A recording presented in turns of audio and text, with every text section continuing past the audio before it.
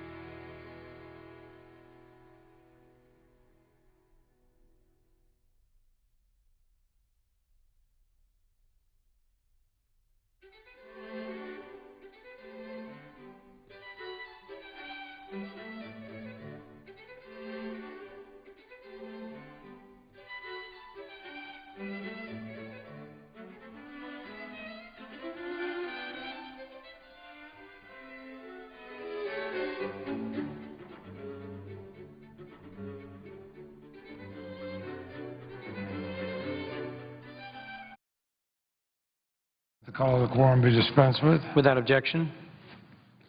Morning business is now closed. Under the previous order, the Senate will proceed to executive session to consider the following nominations, which the clerk will report. Nominations, the judiciary, Edgardo Ramos of Connecticut to be United States District Judge for the Southern District of New York. Andrew L. Carter, Jr. of New York to be United States District Judge for the Southern District of New York. James Rodney Gilstrap of Texas to be United States District Judge for the Eastern District of Texas. And Dana L. Christensen of Montana to be United States District Judge for the District of Montana. Under the previous order, there will be 1 hour of debate equally divided in the usual form. Mr. President, today the Senate will finally consider nominations to fill 4 vacancies on federal district courts, all of which were reported by the Judiciary Committee unanimously way back in September and October. All 4 nominees are superbly qualified nominees, strong support of their home state senators. Certainly in the past, it has never taken 3 months or more for the Senate to vote on nominations unanimously supported by Republicans and Democrats like this. So I thank the Majority Leader for securing a vote in the nominations.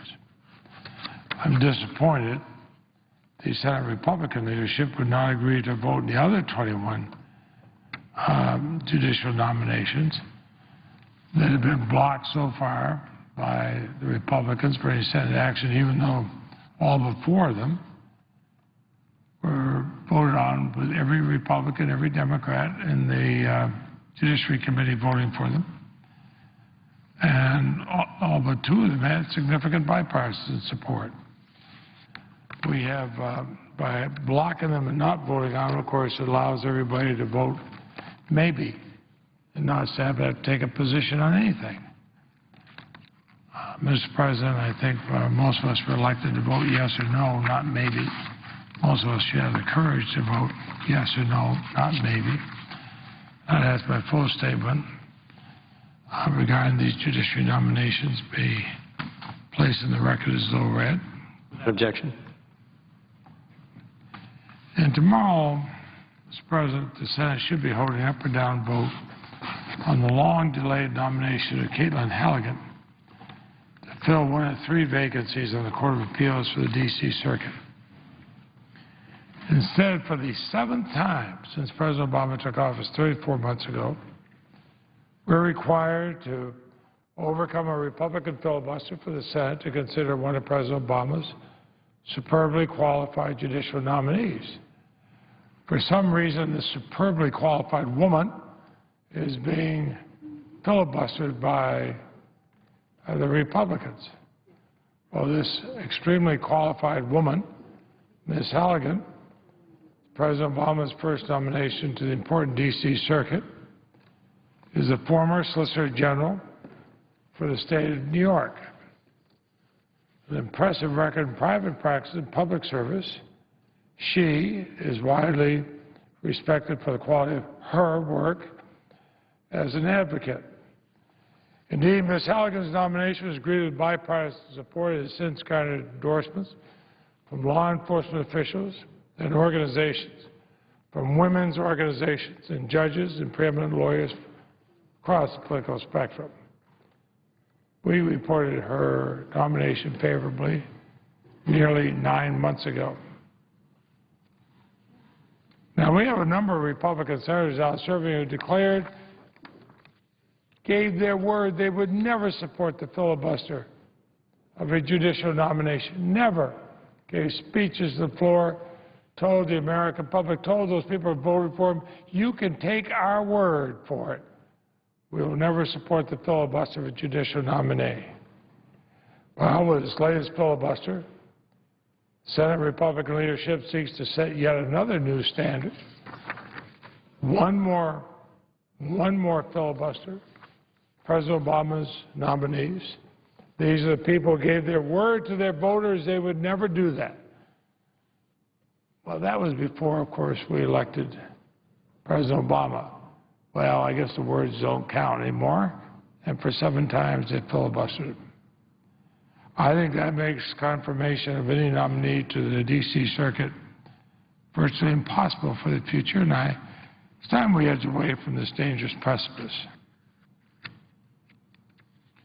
When Democratic senators cooperated to confirm John Roberts to the D.C. Circuit in 2003, we broke the stalemate that had been created by Republican refusal for years to even consider President Clinton's nominees to that court. We could have done the same thing. Said, we'll block Roberts. We said, no, go ahead. Now, like John Roberts, Caitlin Halligan is a highly regarded appellate advocate with a kind of impeccable credentials, both public service and private practice, that make her unquestionably qualified to serve in the D.C. Circuit. She should be confirmed, not filibustered. But yet again, we see Senate Republicans shifting the standards they use and the arguments they make based on the party of the president making the nomination. They say one thing when President Clinton is in office, they flip when the president's Republican, and flop when the American people elect President Obama. The same Republican senators who blocked President Clinton's nominations from even being considered by the Judiciary Committee supported every nomination of President Bush's D.C. Circuit as they filled the 9th seat, twice filled the 10th seat on the court, and then went on to fill the 11th seat. That incidentally was a judgeship they said was unnecessary and shouldn't be filled when it was a Democratic president, but suddenly became very necessary when there's a Republican president. But then, when the election of President Barack Obama, Republican senators have now dusted off an old obstructionist argument about the D.C. Circuit's caseload, something they ignored for 8 years when President Bush's nominees were confirmed to fill the 10th seat twice, the 11th seat once. But they've ratcheted up their partisan opposition. Now they oppose even filling the 9th judgeship. All in favor of filling the 11th one as long as they're Republican. Now they can't even fill the 9th one. With 3 vacancies on the D.C. Circuit, the 9th judgeship is the judgeship that Caitlin Halligan would be filling. Not the 11th, the Senate Republicans filled just recently, or the 10th that they voted twice to fill, but the 9th. And here we have a superbly qualified woman who is being blocked by the Republicans, by the same people who said that they would never vote to filibuster until this woman comes along, and now suddenly the rules change. The fact is that the D.C. Circuit's case has increased in importance. The court's caseload has increased since Republican senators supported every one of President Bush's nominations to that court. According to the Administrative Office of U.S. Courts, the caseload per active judge has increased by 1/3 since 2005, when the Senate confirmed President Bush's nomination of Thomas Griffith to fill the 11th seat. So when they say it's not enough of a caseload, well, the D.C. caseload has actually increased. And the bogus caseload argument is not a basis in which to oppose as qualified a nominee as Ms. Caitlin Halligan, who has widespread support from law enforcement. She is a superbly qualified nominee whose personal integrity, temperament, and abilities have been attested to by lawyers and judges from both sides of the aisle. The many leading lawyers who have worked with Ms. Halligan and law enforcement officials and organizations supporting her nomination have all attested to her temperament, her fairness, and her balance, in addition to her legal judgment and qualifications for the D.C. Circuit. Hollow contentions about the caseload of the quarter-vacant D.C. Circuit fall well short of any standard extraordinary circumstances. The only extraordinary circumstance is the court is 1/4 vacant. The D.C. Circuit caseload has increased, and yet the Republican leadership is reversing the position they had about filling those seats, a position they had when it was President George W. Bush. Suddenly, whoops, never mind that principled position we had back then. We now have a Republican president, so we have a diametrically opposite, but of course, principled position. So I'd urge Republican and Democratic senators to come together don't do any gamesmanship on this and this misguided filibuster. She should have an up or down vote. Let her have a fair vote, up or down. Her impeccable credentials and her record as an accomplished advocate make her nomination worthy of bipartisan support. So I hope we'll end this filibuster and have a vote. President, I would consent my full statement be made part of the record. Without objection. Mr. President, I would suggest the absence of quorum, but ask consent the time be equally divided. Without objection. Clerk will call the roll. Mr. O'Connell.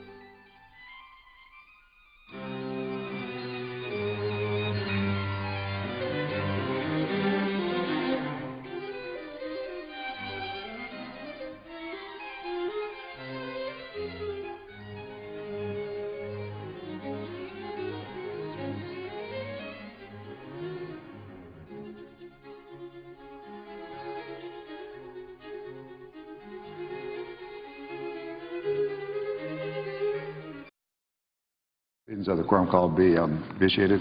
Without objection. Mr. President, Henry Clay once said, "Of all the properties which belong to honorable men, not one is so highly prized as that of character." It is my distinct privilege to rise today to speak on a nominee that possesses such character, Dana Christensen. The Senate will soon take up Dana's nomination for United States District Judge for the District of Montana. To ensure the most ethical and qualified attorney was appointed as district judge, I created an advisory selection panel made up of 5 Montana lawyers with diverse legal backgrounds from across our state and across party lines. And I said to them, you just get me the best, the 4 or 5 best people that I can choose from. I don't care if they're Republicans or Democrats or liberals or conservatives. You just get me the very best qualified, and that's what they did. And from them, I chose Dana Christensen. And the panel unanimously and enthusiastically recommended the nomination of Dana Christensen, and I was proud to pass this recommendation on to the President. Dana is a 4th-generation Montanan, raised in Missoula, Montana. Graduated from Stanford University in 1973, received his law degree from the University of Montana Law School in 1976. Dana started his legal career at the Billings, Montana law firm of Moulton, Bellingham, Longo, and Mather, and then moved to Kalispell in 1981 to join the law firm of Murphy, Robinson, Heckathorn, and Phillips. In 1998, Dana and 2 of his partners formed a new firm in Kalispell, Montana, which has become one of the leading firms in Montana for civil defense, business law, real estate, and estate planning. Dana has tried more than 50 trials in state and federal courts. He has an active mediation and arbitration practice. Outside of the office, Dana has been an active member of his community, a member of the board of directors of his local Chamber of Commerce, a member of the University of Montana School of Law Board of Visitors, and a member of the faculty of the University of Montana Advanced Trial Advocacy Program. Over the past 35 years, Dana has commanded the respect of his colleagues across the state of Montana and elsewhere. Dana has received the highest rankings from peer-reviewed organizations, Chambers USA, and super lawyers. He is also a member of the selective American Board of Trial Advocates and the American College of Trial Lawyers. Upon his nomination in May, Montana's legal community lent their strong support for Dana's selection. U.S. District Judge Richard Siebel, who was appointed by President George Bush in 2001, said, quote, "I don't think there's a better prospect in the whole state." U.S. District Judge Sam Haddon, also appointed by President Bush, echoed his colleague. Judge Haddon said, "He's a good lawyer, a good man, and in my opinion, ethically totally qualified. The district will be well served to have him," end quote. I've gotten to know Dana over the past several decades, and I could not agree more with Judge Siebel and Judge Haddon. Dana embodies those qualities that Montana Americans need on the federal bench: intellect, extensive experience in the courtroom, commitment to public service, integrity, and respect for precedent and the rule of law. I congratulate Dana, his wife Stephanie, his wonderful children Cassidy and Ben on this extraordinary achievement, and I urge my colleagues to join me in supporting his nomination. I yield the floor.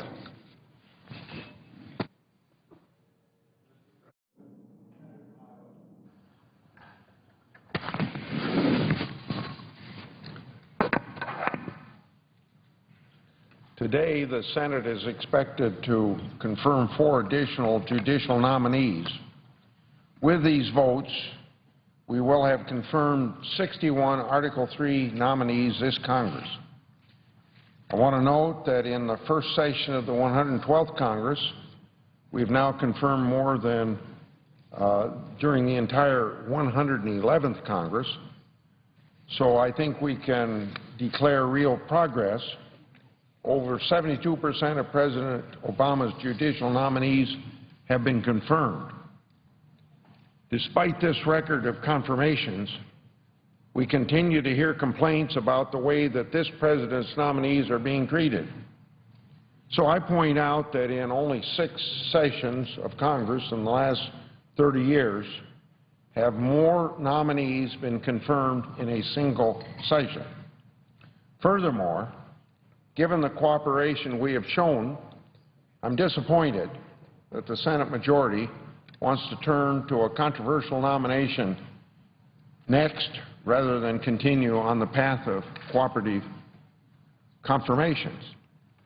The Senate Majority Leader has scheduled a cloture vote for tomorrow on the nomination of Caitlin Halligan to be United States Circuit Judge for the District of Columbia Circuit. I will speak more about the merits of that nomination Tuesday, but wanted to put that vote in some context. It seems to me that the scheduling of such a controversial vote in the closing days of a session of Congress is designed to simply heat up the partisanship of judicial nominations.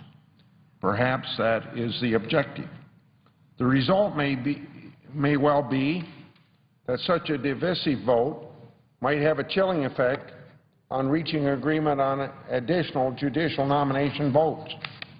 I hope that's not the case, but everyone knows that in the final weeks of a session that is often filled with unpredictable actions and outcomes. With regard to the vote tomorrow, there will be some who say that this nomination has been vacant for too long and that this nominee is being treated unfairly, needlessly waiting on the calendar for too many weeks. Well, such arguments fail to consider the history of this particular seat of the D.C. Circuit and of the record established by my colleagues on the other side regarding the consideration of nominations for this very same D.C. Circuit. This seat has been vacant for over 6 years. It became vacant upon the elevation of John Roberts as Chief Justice, and that was back in September 2005. Following Justice Roberts' appointment, Peter Keisler was nominated to fill the vacancy in June of 2006. With a hearing held August 1st, 2006, with a Republican majority in the 109th Congress, one would wonder why he never made it out of committee.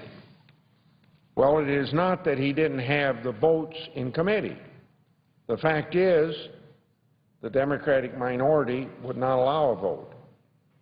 This was accomplished by holding him over at his first markup, which the rules permit, and is a legitimate exercise of the right of a minority, and a right that this minority on our side exercises quite frequently this very year.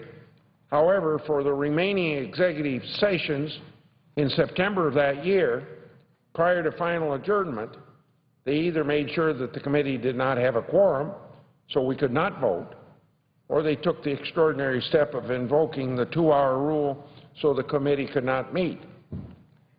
I note that a quorum was present early in one meeting, but evaporated when Mr. Keisler's nomination was a pending business.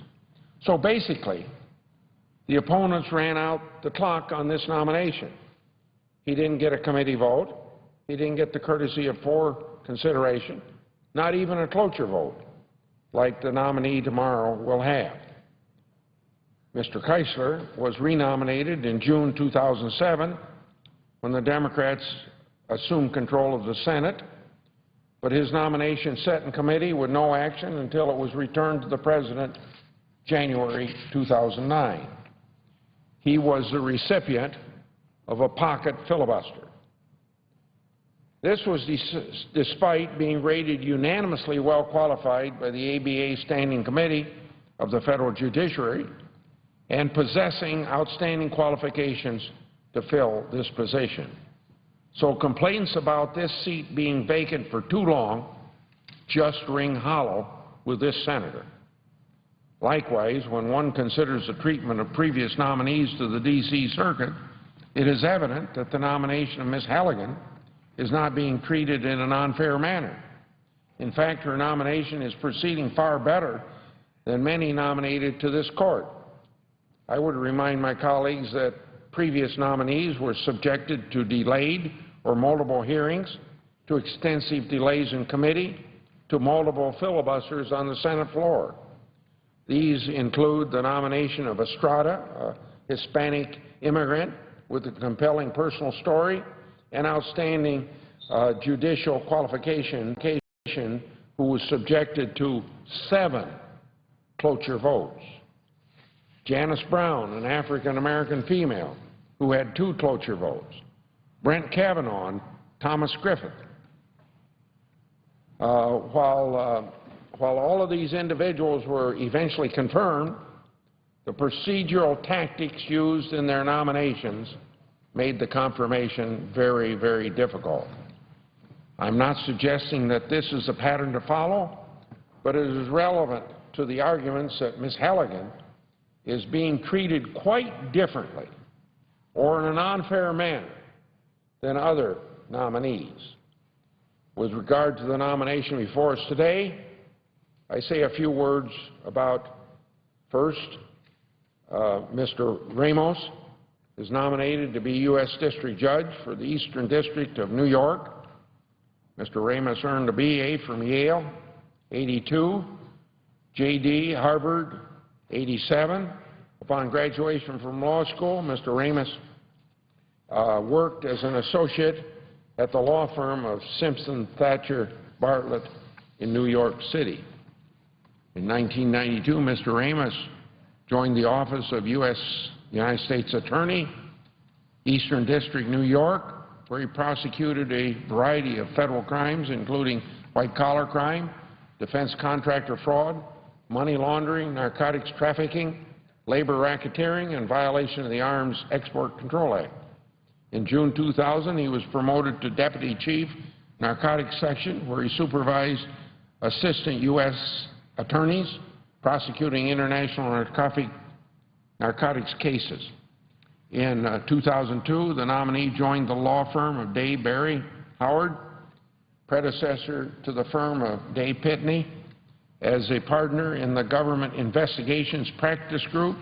Currently, he represents corporations and individuals in connection with criminal and regulatory investigations, including antitrust, bank fraud, public corruptions, securities fraud, and government program fraud. The American Bar Association Standing Committee on the Federal Judiciary has rated Mr. Ramos with a unanimous, well-qualified rating. We're also considering the nominations of Judge Andrew L. Carter for District Judge, Southern District, New York. Judge Carter earned his B.A. from Texas University, 91, J.D. from Harvard, 94. Judge Carter's legal career began in 1996 as a staff attorney, Criminal Defense Division, Legal Aid Society, New York. In 2000, he became staff attorney, Federal Defenders Division. The nominee became affiliated with the Federal Defenders of New York in 2005, first as staff attorney, 1 year later as supervising attorney. His federal practice included drug cases, gun cases, and immigration fraud. In 2009, Judge Carter was appointed to his current position, U.S. Magistrate, Eastern District, New York, where he is primarily responsible for handling civil matters. The American Bar Association Standing Committee on the Federal Judiciary has rated Judge Carter with a unanimous qualified rating. The third nominee is James Rodney Gilstrap, be District Judge, Eastern District, Texas, a seat that is deemed to be a judicial emergency. Mr. Gilstrap received a B.A. from Baylor, 78, J.D. Baylor University School of Law, 81. Mr. Gilstrap served as an associate attorney for Abney, Baldwin, and Searcy from 81 to 84. In 84, he left to begin his own legal practice, Smith & Gilstrap, where he currently practices representing individuals, corporations, local government on civil matters. In 1982 to 2002. 1989 to 2002, Mr. Gilstrap served as county judge, Harrison County, where he had both administrative and judicial responsibilities. The ABA Standing Committee has rated Mr. Gilstrap with unanimous qualified rating. Then we have the distinguished nominee from Montana that Senator Baucus just spoke about, Dana L. Christensen, district judge for the District of Montana. Mr. Christensen has BA from Stanford, 73, JD, University of Montana School of Law, 76. Earlier in his legal career, Mr. Christensen practiced natural resources law, representing coal mining and oil and gas companies in litigation and administrative matters. He went on to practice general insurance defense litigation, then medical malpractice cases. In 1996, he founded his own firm and continues to represent these entities and practices in these areas. He has also represented defendants in the large class action lawsuits filed in the District Court, Montana. In addition to his litigation practices, Mr. Christensen has also represented at least 15 physicians in confidential disciplinary matters before the Montana Board of Medical Examiners. He has also represented health care providers in excess of 200 matters before the Montana Medical Legal Panel. The American Bar Association Standing Committee on the Federal Judiciary has rated Mr. Christensen with unanimous, well-qualified ratings. I intend to vote for all of these candidates. I urge my colleagues to do it. I thank the chair and yield the floor.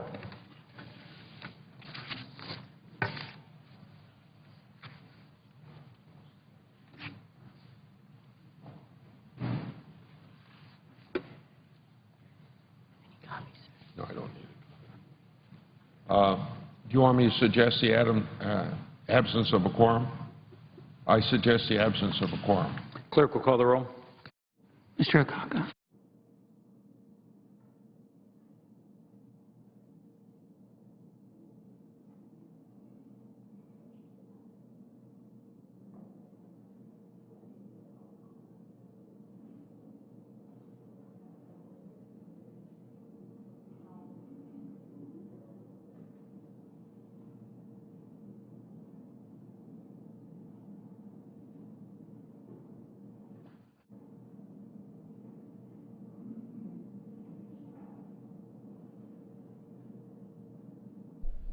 And we're live on the floor of the Senate. Quorum call just called, where debates and speeches on judicial nominees have been going on for about an hour now. Tomorrow, a procedural vote is expected on a nominee for the D.C. Circuit. Over on the other side of the Capitol in the House today, members wrapped up debate earlier on suspension bills, and no members took to the floor for special order speeches, so the House is adjourned until 10 a.m. tomorrow. Just let you know. Speak as if in morning business. Without objection. Thank you, Mr. President. I'm here to speak about legislation that I'm introducing today that will prevent a huge tax hike from hitting working families across America and in Pennsylvania. As the clock continues to tick down, it is imperative that we come together, Democrats and Republicans, members of both parties in both chambers, and pass legislation to provide more take-home pay by cutting the payroll tax as we did in 2010. The legislation that I'm introducing is a compromise offer designed to bridge the gap and to get at least 60 votes here in the United States Senate. The legislation is fully paid for and includes measures that have received bipartisan support in the past. We can no longer afford to jeopardize middle-income Americans in order to protect the wealthiest few across our country. This legislation will help working families by extending the current payroll tax cut and expanding that cut to a 3.1% level, 3.1% reduction in the payroll tax. In essence, what we're talking about here is cutting the payroll tax in half as it relates to employees. Small businesses will benefit from this legislation by benefiting directly from the additional money in the pockets of Americans across the country.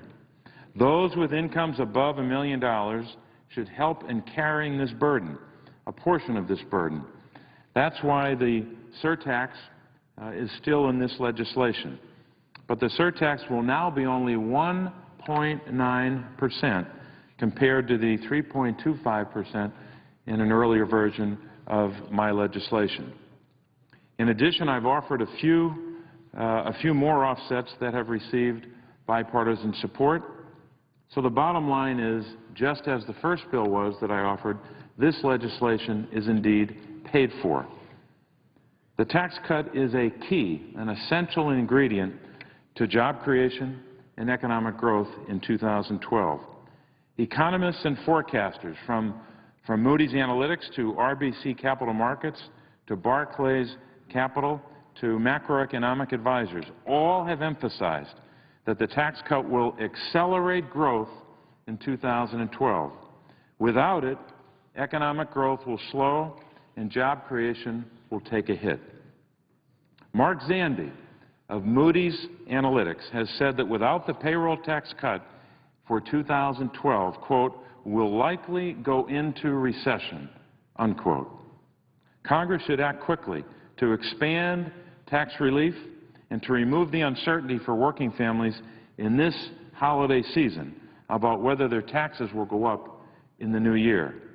More take-home pay to keep the economy growing. That's what we need right now, and especially in the year ahead.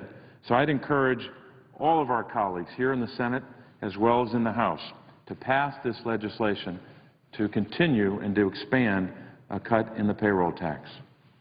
Mr. President, I would yield the